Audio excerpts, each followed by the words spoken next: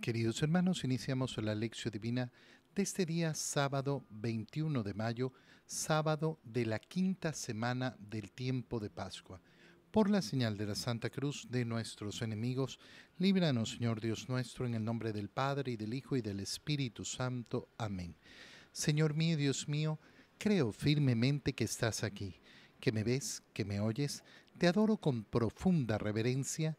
Te pido perdón de mis pecados y gracia para hacer con fruto este tiempo de lección divina.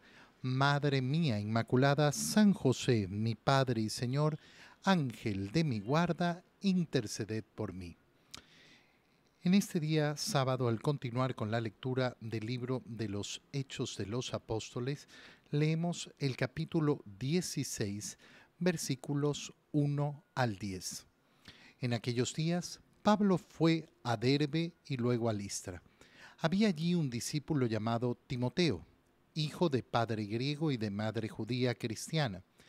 Timoteo gozaba de muy buena fama entre los hermanos de Listra e Iconio. Pablo quiso llevarlo consigo y lo circuncidó en atención a los judíos de aquellas regiones, pues todos sabían que su padre era pagano. En todas las ciudades por donde iban pasando, daban a conocer las decisiones tomadas por los apóstoles y los presbíteros de Jerusalén, para que las pusieran en práctica. De esta manera, las comunidades cristianas se fortalecían en la fe y el número de creyentes aumentaba cada día más. Como el Espíritu Santo les había prohibido predicar la palabra en la provincia de Asia, Pablo y Timoteo atravesaron Frigia y Galacia. Al llegar a los límites de Misia, se propusieron ir a Bitinia, pero el Espíritu de Jesús no se lo permitió. Entonces atravesaron Misia y llegaron a Troade. Por la noche, Pablo tuvo una aparición. Vio a un macedonio que de pie ante él le rogaba: ven a Macedonia y ayúdanos. Después de esta visión, determinamos salir para Macedonia, convencidos de que Dios nos llamaba a predicar allí el Evangelio. Palabra de Dios. Al continuar entonces con la lectura del libro de los Hechos de los Apóstoles, vamos viendo ese avance de la predicación de San Pablo. Pablo va a Derbe, a Listra, y ahí se nos comunica que hay un discípulo llamado Timoteo. Nosotros tenemos esa carta de San Pablo dirigida a Timoteo, esas dos cartas de San Pablo dirigida a Timoteo, que después va a quedar designado como obispo de una comunidad.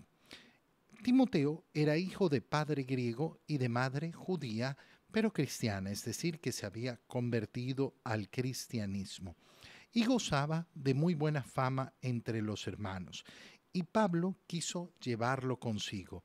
Y extrañamente lo que hace es circuncidarlo.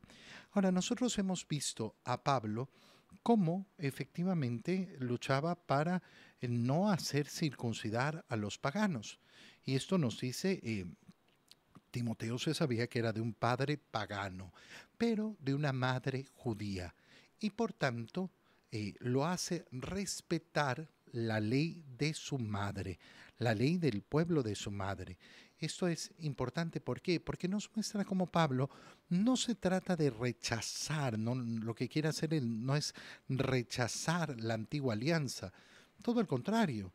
Pablo ha sido un fiel observante de la ley judía. Y justamente en esa fiel observancia ha perdido el norte y por eso se ha puesto a perseguir a los cristianos en un primer momento. Y después de su conversión logra entender la profundidad con la que tiene que afrontar el Evangelio. Pero en este caso, en el de Timoteo, quiere respetar esa herencia, mostrándonos que no tiene nada contra los judíos. Todo el contrario, él es judío y vive como judío. Esto va a ser importantísimo para entender que la iglesia no se va a desarrollar en un antisemitismo, en un antijudaísmo, en un el pueblo de Israel. Todo el contrario. Quien sabe reconocer el cristianismo sabe reconocer que Cristo es de una procedencia judía, pero que Cristo, como Dios verdadero y hombre verdadero, abre la salvación a todos los hombres y a todas las naciones. El pueblo hebreo tiene que seguir con sus costumbres, con su modo de vida, pero los que no pertenecen a ese pueblo, no. En todas las ciudades por donde iban pasando daban a conocer las decisiones tomadas por los apóstoles y los presbíteros, referente a el tema de la circuncisión, referente al tema de evitar las cosas que eran malas, de alejarse efectivamente de lo perverso, de alejarse de aquello que no es parte de una recta fe, de una recta religión. Y de esta manera las comunidades cristianas se fortalecían en la fe y el número de creyentes aumentaba cada día más. El número de creyentes aumentaba, las comunidades se fortalecían. Esta es y debe ser siempre la vida de la iglesia. Nosotros tenemos que tener siempre en nuestro corazón la preocupación de fortalecer nuestras comunidades. Pero claro, si yo no tengo un sentido de pertenencia a una comunidad, entonces difícilmente voy a vivir una verdadera vida de iglesia. No, yo no tengo parroquia, yo no tengo grupo, yo no tengo movimiento, yo no tengo nada. Yo voy de una misa en otra misa y no sé qué, sí, está muy bien, cada uno vive su libertad. Pero oye, ¿cómo hago para vivir el cristianismo si no es en pertenencia a una comunidad? Si yo no pertenezco a una comunidad, ¿cómo voy a fortalecer la comunidad? Y en segundo lugar, el deseo de que el número de fieles crezca, que crezca el número de fieles, para entonces poder alegrarnos de que el Evangelio se extiende, que el Evangelio es recibido por más personas. El Espíritu Santo les había prohibido predicar la palabra en la provincia de Asia y por eso se dirigen a Frigia, Galacia, es decir, a otros lugares, y se proponen ir a Bitinia, pero el Espíritu de Jesús no se lo permitió. Fíjate cómo hay dos expresiones aquí. En primer lugar, la prohibición del Espíritu de predicar en Asia. Quieren ir a Bitinia, pero el Espíritu de Jesús no se los permite. ¿Por qué? Hubieran podido decir, no, pero a mí me parece. No, no, siempre guiados por el Espíritu. Siempre guiados por el Espíritu. ¿Por qué? Porque el Espíritu envía a las personas adecuadas en el momento adecuado. No es cuando a nosotros nos parece, no es cuando nosotros queremos. Cuando el Espíritu envía a las personas adecuadas en el momento adecuado. Entonces atravesaron Misia, llegaron a Torade. Y por la noche Pablo tuvo una aparición. Ve a un macedonio que le rogaba, ven a Macedonia a ayudarnos. Y aquí se produce un cambio en la narración del libro de los Hechos de los Apóstoles.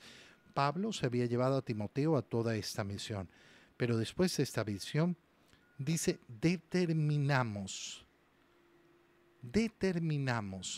es decir, quien escribe el libro de los Hechos de los Apóstoles se pone en primera persona. Determinamos salir para Macedonia convencidos de que Dios nos llamaba a predicar allí el Evangelio. ¿Quién es quien escribe el libro de los Hechos de los Apóstoles? San Lucas. El evangelista, el tercer evangelio, ha sido escrito por San Lucas y su segundo libro, Los Hechos de los Apóstoles, es escrito por él también. Y nos muestra efectivamente cómo está presente. Y por eso cuando Pablo en sus cartas menciona al médico Lucas, entonces asumimos que es justamente San Lucas, el que acompañaba a Pablo. Es un discípulo de Pablo, el que ha escrito el Evangelio, el que se ha informado minuciosamente y el que ha escrito también los Hechos de los Apóstoles. ¿De dónde salió San Lucas? Sabemos que tiene un muy buen conocimiento de la primera etapa de la iglesia, sobre todo en cuanto a la predicación de Pedro. Y en segundo lugar, tiene un muy buen conocimiento de lo que ha hecho Pablo en cuanto a su predicación. En el Evangelio, leemos el Evangelio de San Juan, capítulo 15, versículos 18 al 21. En aquel tiempo Jesús dijo a sus discípulos: si el mundo los odia, sepan que me ha odiado a mí antes que a ustedes. Si fueran del mundo, el mundo los amaría como cosa suya, pero el mundo los odia porque no son del mundo, pues al elegirlos yo los he separado del mundo. Acuérdense de lo que les dije: el siervo no es superior a su señor. Si a mí me han perseguido, también a ustedes los perseguirán. Y el caso que han hecho de mis palabras, lo harán de las de ustedes. Todo esto se lo van a hacer por mi causa, pues no conocen a aquel que me envió. Palabra del Señor. Al continuar este discurso que está dando el Señor en la última cena, que está hablando a sus discípulos en todo este contexto de la última cena que nos presenta el cuarto evangelio, el evangelio de San Juan, nuestro Señor Jesucristo les ha dicho: permanezcan en mí, yo soy la vid, permanezcan unidos a mí, permanezcan en mi amor. ¿De qué manera? Cumpliendo mis mandamientos. Y el que cumple mis mandamientos tendrá verdadera alegría. Y ahora les advierte a sus discípulos: si el mundo los odia, sepan que me ha odiado a mí antes que a ustedes. ¿Por qué el mundo va a odiar el cristianismo? Porque el mundo ha odiado a Cristo. El mundo ha odiado a Cristo. No, el mundo ama a Cristo. No, el mundo ha odiado a Cristo, lo han puesto en la cruz. Y de hecho, hasta hoy, fíjate cuánto odio profundo hay a la iglesia. Fíjate cómo hay grupos que creen que su gran enemigo es la iglesia. La iglesia no les hace nada. La iglesia no interviene en su vida de ninguna manera, pero ellos creen en su fantasía y no en otra cosa, que la iglesia es su gran enemigo. Y hay personas que solo de escuchar la iglesia católica se irritan. Y uno se pregunta: ¿pero por qué? Porque lo han odiado a Jesús primero. Y a nosotros también nos van a odiar de la misma manera. Y el Señor lo que les está diciendo a sus discípulos, o lo que está diciendo a ti y a mí, no nos sorprenda. No vamos a responder al odio con odio, de ninguna manera. Al Señor lo han odiado, a nosotros también. ¿Y por qué? ¿Por qué ese odio? Porque si ustedes fueran del mundo, el mundo los amaría. Estas palabras son tan importantes. Si ustedes fueran del mundo, pero al elegirlos, yo los he separado del mundo. El mundo que ama las cosas mundanas. Y por eso todos están a favor siempre de las cosas mundanas. Y por eso siempre el mundo trata de bajar el evangelio, de decir frases tontas. Ay, no hay que ser tan exagerado, no hay que ser tan más papista que el Papa. Ay, no sé qué, mi pana Jesús es otra relación. Sí, mira, cumplir los mandamientos, ¿eh? De ahí parte esa permanencia en Jesús. Si tú no quieres cumplir los mandamientos, entonces no va a haber esa unión con el Señor. Tú no puedes querer crear los mandamientos del Señor, tienes que cumplirlos. Aquel que pretende crear sus propios mandamientos, entonces no va a tener una relación con el Señor. Pero se pretende rebajar al nivel mundano, porque ahí es donde nos gusta. Por eso hay que tener mucho cuidado cuando en la evangelización lo que se pretende es llegar al mundo siendo del mundo. No, yo tengo que llegar al mundo mostrando el evangelio, mostrando la luz del evangelio, que eleva al mundo a esa visión sobrenatural. Cuando yo los elegí, los he separado del mundo.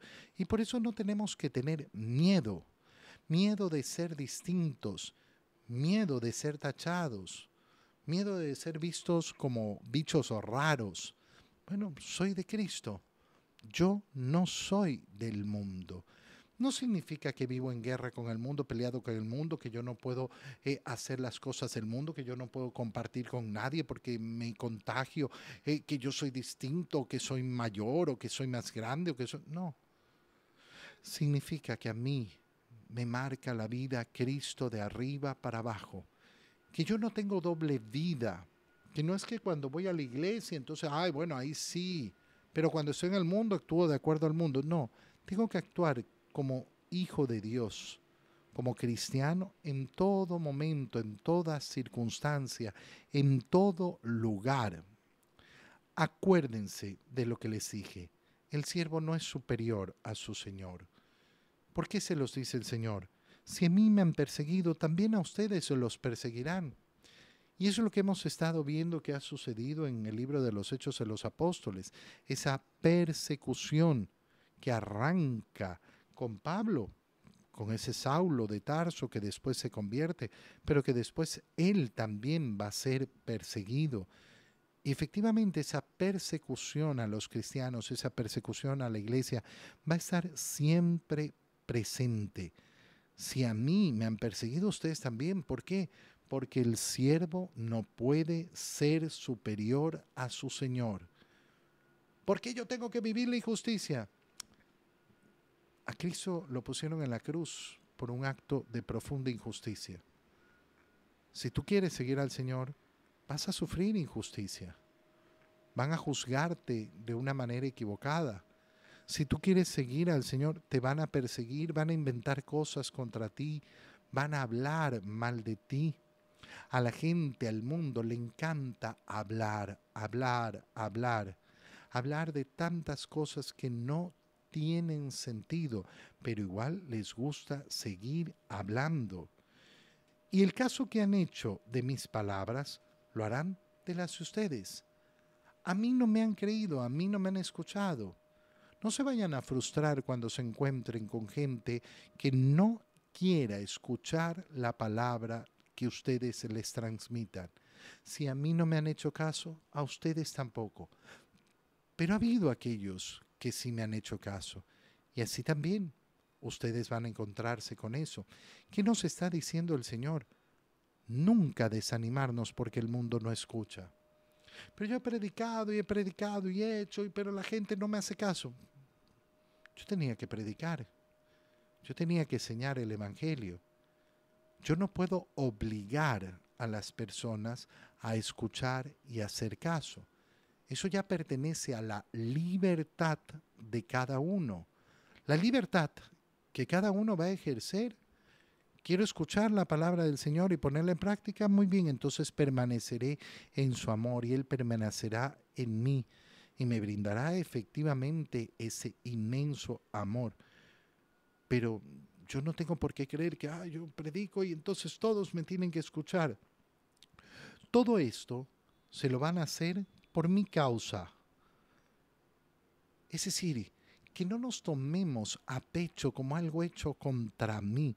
Pero es que me inventan cosas, es que me insultan, en que me dicen no sé qué, es que me dicen no sé cuándo. No a ti, a Cristo. Mira cómo Cristo nos invita de nuevo a eso que hemos venido reflexionando durante este tiempo de Pascua una y otra vez, a esa relación tan personal donde el Señor se pone en nuestro lugar, donde yo verdaderamente represento a Cristo. Las cosas que les van a hacer, el poco caso que les van a hacer, la persecución, no se preocupen, no se lo van a hacer a ustedes, van a hacérmelo a mí porque es por mi causa. Pero esto también funciona al revés. Cuando se nos escucha en nuestra predicación, en la predicación del Evangelio, tenemos que darnos cuenta que no es a mí al que me escuchan, al que me hacen caso, es a Cristo. Y eso es lo que nos tiene que importar. ¿Por qué no van a escuchar las palabras? Porque no conocen al Padre, porque no conocen a aquel que me envió. Y nosotros le pedimos al Señor, Señor, danos a conocer siempre con más profundidad al Padre. Te doy gracias, Dios mío, por los buenos propósitos, afectos e inspiraciones que me has comunicado en este tiempo de lección divina. Te pido ayuda para ponerlos por obra. Madre mía Inmaculada, San José, mi Padre y Señor, Ángel de mi guarda, interceded por mí. María, Madre de la Iglesia, ruega por nosotros. Queridos hermanos, que tengan todos un muy feliz día.